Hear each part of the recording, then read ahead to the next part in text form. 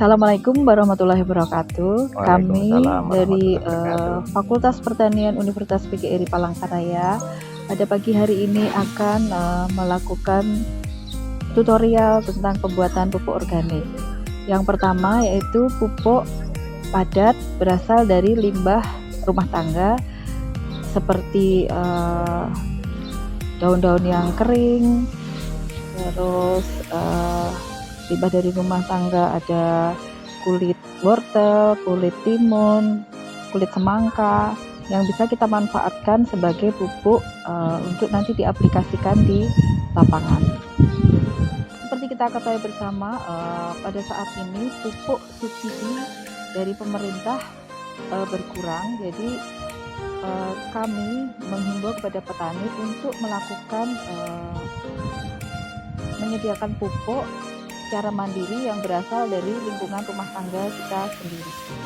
Baik, tadi seperti disampaikan oleh rekan saya, Ibu Asrolele Indaryanti, kami akan mencoba untuk membuat petunjuk bagaimana kita memanfaatkan sampah-sampah yang ada di sekitar kita, yang selama ini kita hasilkan dan selama ini kita buang begitu saja, itu sekarang akan kita olah menjadi pupuk yang berguna bagi kegiatan pertanian kita. Yang pertama kita siapkan dulu yang namanya komposer. Ini adalah kantong komposer yang fungsinya adalah untuk memproses pembuatan kompos secara sederhana dan mudah. Dan karena itu bisa dilaksanakan oleh siapa saja, termasuk oleh ibu rumah tangga. Komposer ini memuat kurang lebih sekitar antara 20-25 kg ya.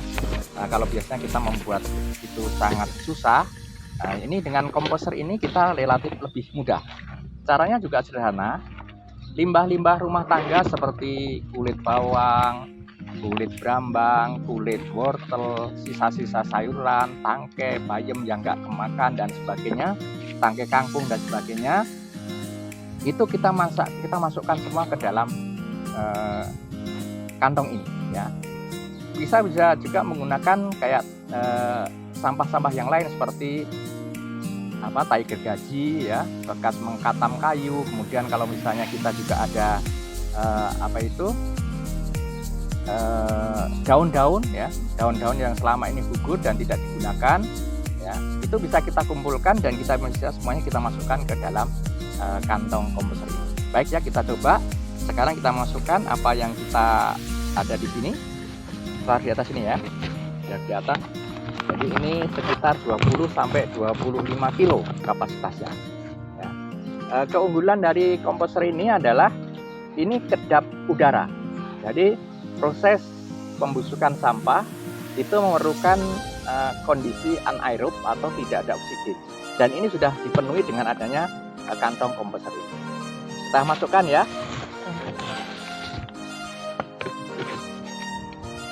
Daun kering kita masukkan. Ya, daun kering dulu atau apa saja boleh ya. Jadi ini daun kering ini bisa dicacah, bisa juga dimasukkan seperti ini. Ya.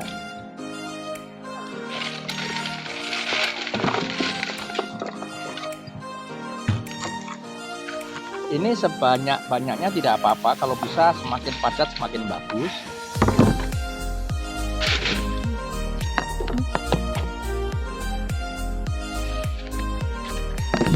Oh ya, ini kita aduk-aduk supaya rata saja. Ya, semuanya kita masukkan.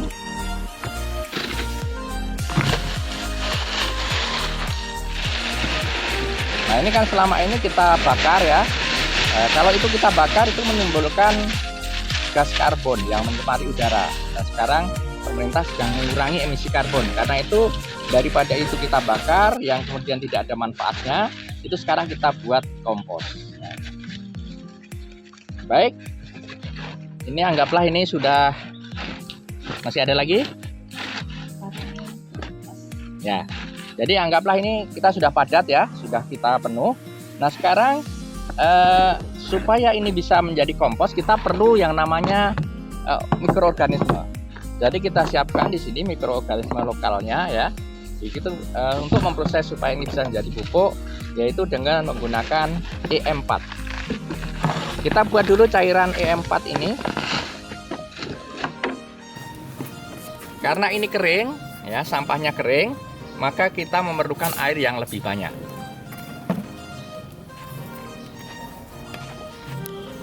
Ini teman saya lagi menyiapkan, ya. E4 ini berisi mikroorganisme. E4 itu singkatan dari Effective Microorganism 4, ya. Empatnya itu 4 maksudnya. Nah, ini untuk E4 untuk pertanian, ya.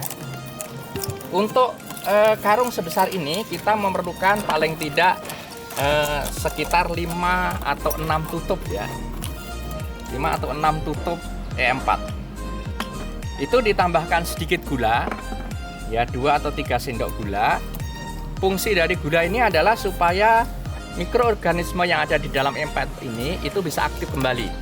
Karena E4 ini dibekukan atau didormansi namanya dengan larutan gula sehingga dia tidak aktif. Nah, sekarang kita cairkan dengan air dan kita beri sedikit gula supaya dia terangsang untuk aktif kembali, ya. Oke, kalau sudah tercampur dengan baik dan rata, kemudian kita siramkan secara merata, ya, dipiur-piurkan. Nah. Oh, ditambahin lagi, masih ada.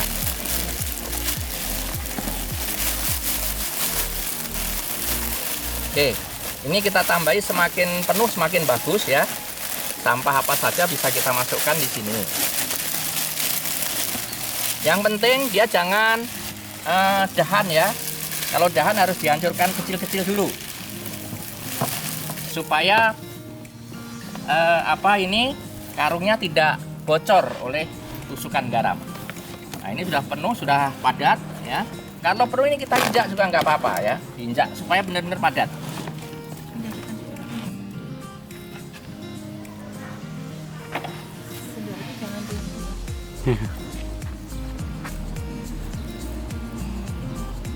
Ya, kalau sudah larut semua kemudian dipiur-piurkan, ya,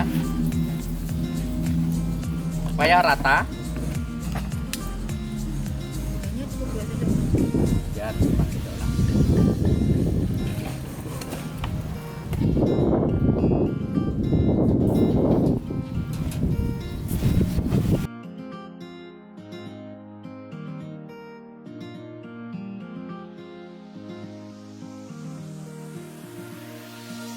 jadi supaya merata.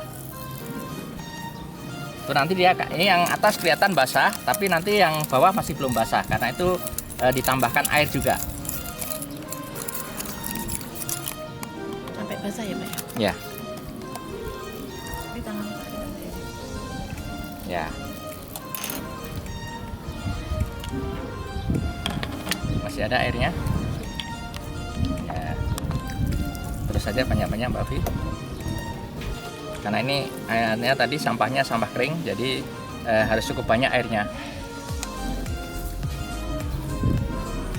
Oke, kalau sudah cukup, maka sekarang kantong ini akan kita kancing, ya, akan kita kancing.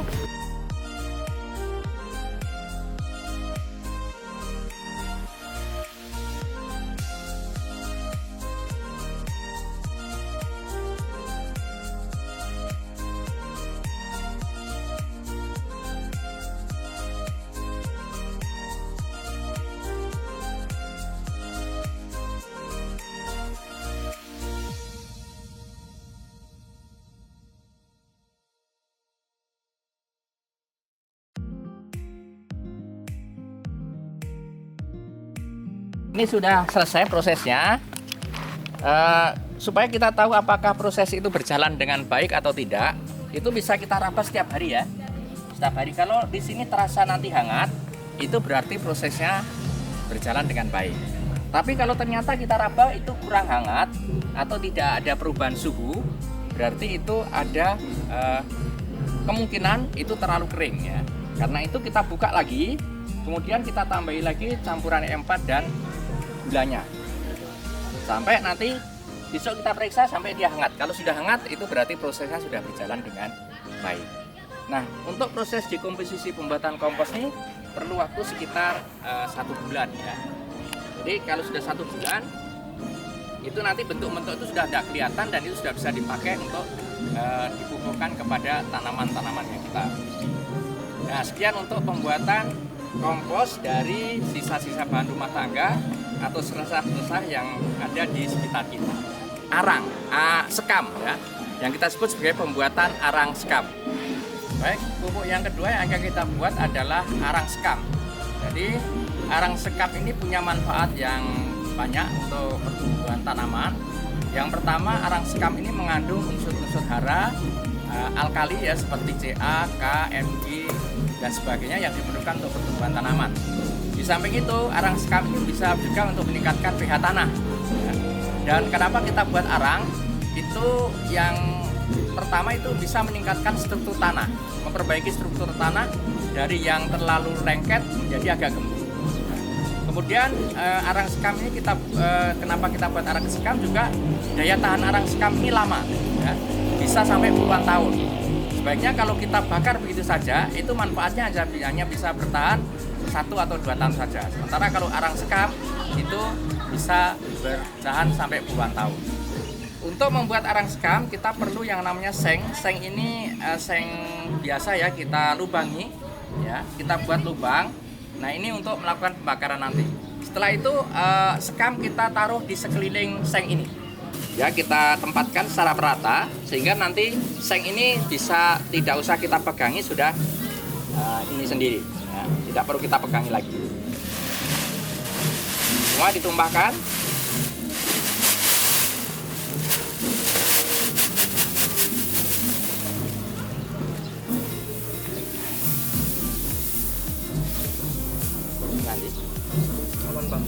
Oke, setelah itu baru kita bakar. Cara membakarnya kita menggunakan kertas-kertas yang tidak terpakai.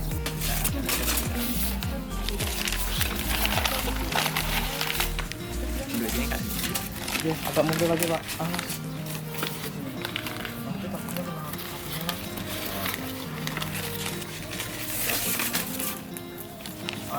Kantung.